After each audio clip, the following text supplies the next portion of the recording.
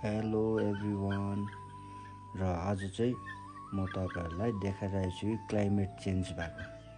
हेर्नुस् है त क्लाइमेट कसरी चेन्ज हुँदैछ हाम्रो दार्जिलिङमा। लु हेर्नुस्, अघि कतिको उज्यालो थियो अनि अब हेर्दै जानुस् बिस्तारै। त्यो देख्दै गरेको घर एउटा देख्दैन, डल्लै फगी लागेर तपाईको केही नदेख्ने हुन्छ। हेर्नुस् है त, त्यो माथिनिर देख्नु हुँदैछ घर, त्यो अहिले देख्दैछ हैन।